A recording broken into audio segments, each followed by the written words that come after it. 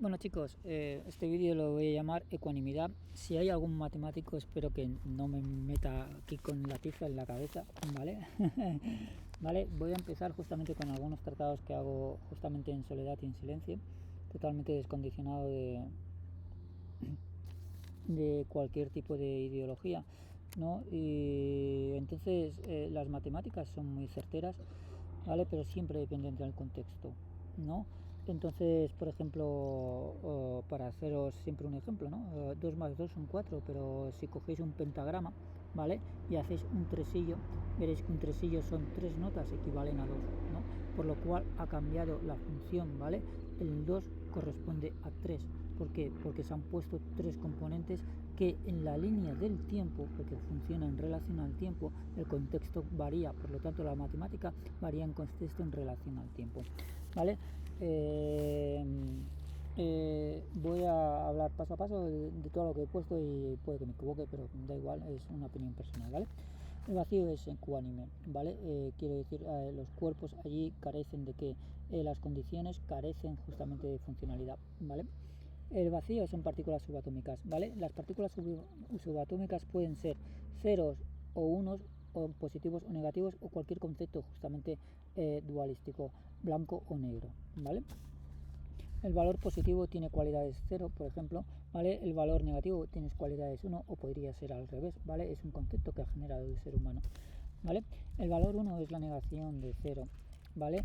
Factorial de 0 negado es 1, por lo cual quiere decir que el núcleo se basa simplemente en dos valores, y esto es lo que justamente en programación se llama el código binario, ¿vale? Entonces, 0 negado es igual a 1, que es factorial. Por lo tanto, justamente el factorial lo tenéis en la espiral, ¿vale? Funciona a base de exponenciales, ¿no? Factoriales, y a partir de ahí se genera justamente lo que es el ciclo eterno, ¿no? La eternidad. Vale, eso también llega a decir porque el crecimiento siempre es exponencial. ¿Qué quiere decir? Que cuando salimos de un sistema base, ¿vale? Todo lo que hace es expandirse de forma exponencial. Entonces el universo se expande de forma exponencial. Eso quiere decir hasta cuándo justamente el universo va a dejar de expandirse de forma ilimitada, ¿vale? No lo sé, no soy físico. Por lo tanto, la suma de partículas subatómicas debería de ser que equilibrio, ¿vale? Justamente significa que la suma de valores en positivo tienen que ser igual a la suma de valores en negativo para dar un resultado neutro, que es justamente un 0, ¿vale? O como el 0 lo estamos utilizando, yo siempre le llamo el 0 justamente con una cruz invertida, perdona, con una señal invertida, ¿vale? Que es justamente los dos en equilibrio, ¿vale? Eso sería equilibrio. También lo encontramos los sabios fueron muy sabios, ¿vale? Certeramente, por ejemplo, musicalmente encontramos el símbolo de equilibrio justamente en la escala locria, ¿vale? La locria justamente corresponde a una escala de 9 notas, en las cuales están los 9 números musicalmente, ¿vale? Hablando, entonces no es la única. Puedes generar, por ejemplo, una escala bebop, ¿vale?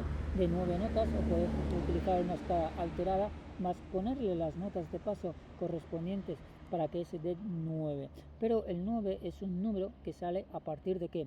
De la formación hexadecimal de ceros y unos, que quiere decir que de una base las puertas lógicas AND, OR y SHOR, ¿vale? Generaron, ¿vale? A nivel ensamblador un lenguaje que se llamaba ceros y unos a nivel de software. A nivel de hardware era simplemente 3 posibilidades, ¿vale?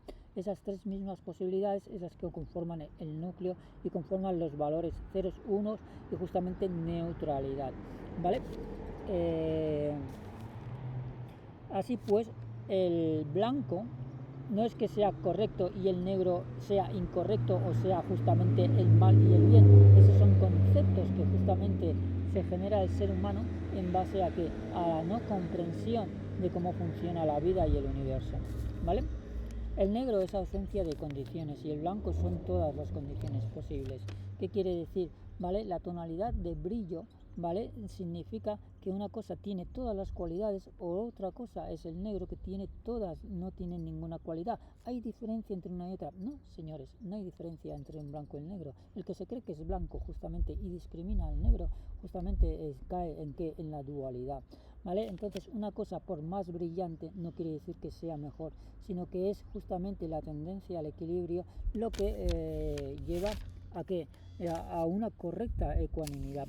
Entonces, por ejemplo, en los 80 si os dais cuenta, ¿vale? Los colores eran muy vivos, muy brillantes, ¿vale? Los logos de las marcas, Coca-Cola y todo esto, eran con unos impactantes luminosos, ¿vale? La luminosidad se había hecho brutal, ¿no? Y todo era súper fosforito, ¿no? En color fosforito. ¿Os acordáis de los colores fosforitos?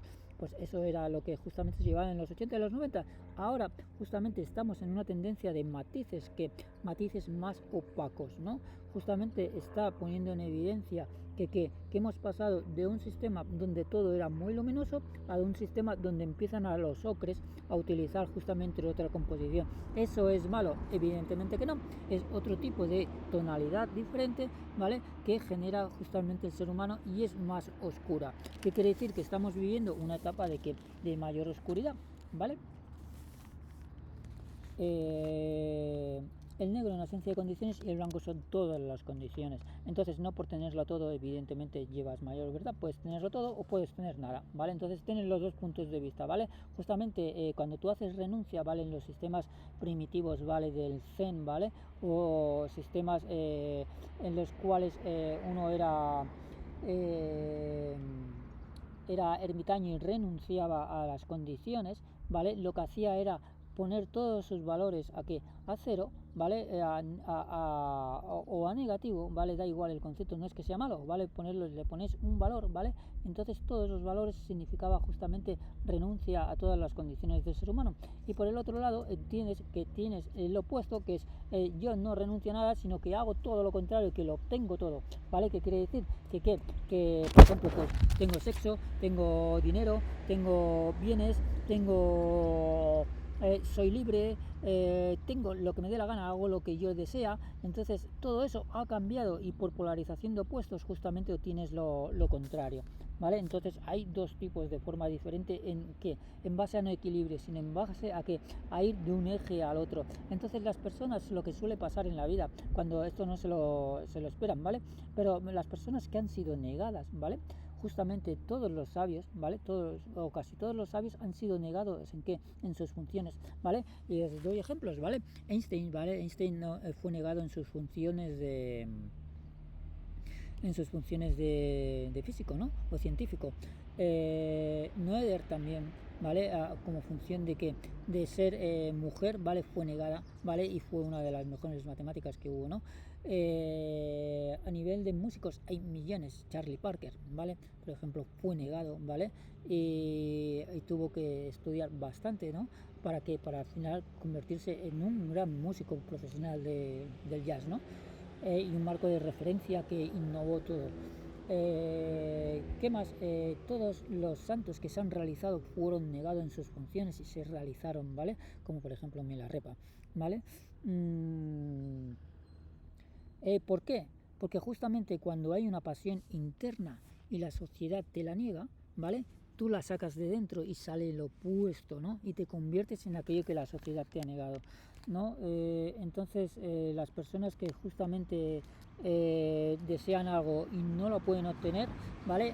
Tarde o temprano la polarización de su propia energía va a generar eso en positivo, ¿vale? En positivo en el sentido de que todo lo que no ha podido obtener lo tendrá tarde o temprano. Si no es en esta encarnación, lo tendrán en la próxima o en siguientes encarnaciones, ¿vale? Es un sistema dualístico justamente que tiende a ir a un eje para encontrarse con el eje contrario, ¿vale? Así digo, la negación es la no obtención de deseos, así la oposición es la obtención de los deseos, ¿vale?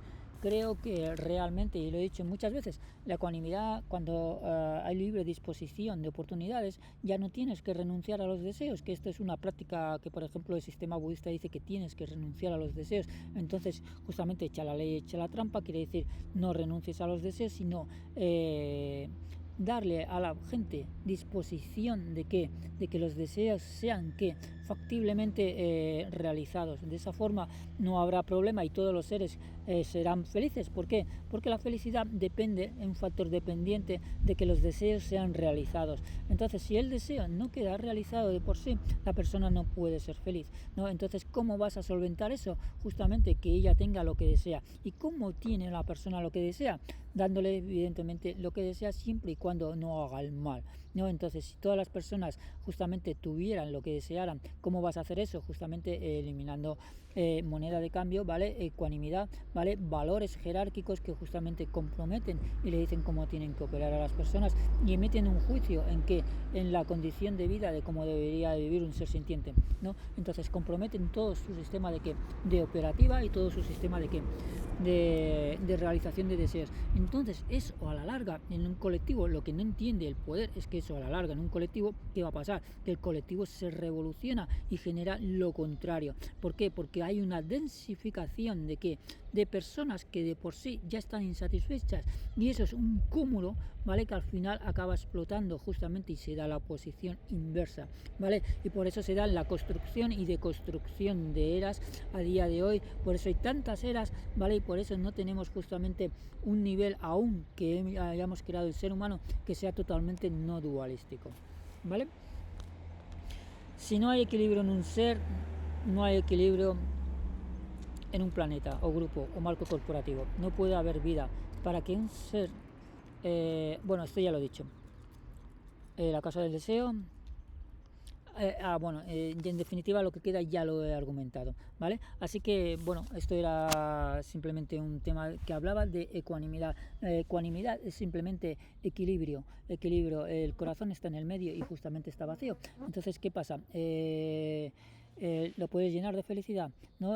Todo ser sintiente desea felicidad y justamente como es un deseo que al final es colectivo, justamente cuanto más información haya, cuanto más seamos individuales, ¿vale? Personas individuales, porque las partículas subatómicas funcionan de forma individual, no funcionan en agrupaciones, ¿vale?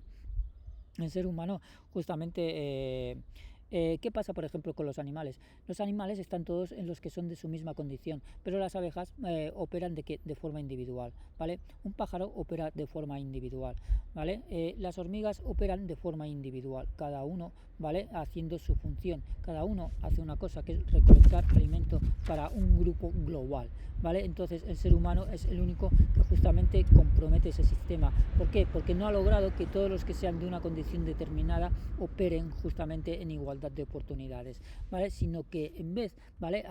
Verdad que no veréis justamente una abeja que vaya a casa de una hormiga a decirle cómo tiene que operar, pues eso solo lo hace el ser humano, ¿vale? Es tan inútil, ¿vale? Que le dice a la hormiga cómo tiene que utilizar, o coge una hormiga, la abeja, ¿verdad que no veréis a una abeja decir, o la hormiga la voy a coger de aquí y la voy a poner en otro marco, en otro entorno de actuación, ¿verdad que no? Pues eso es lo que hace el ser humano, ¿vale? Cuando justamente lo somete a la condición que justamente no realiza de por sí, ¿vale? Un saludo.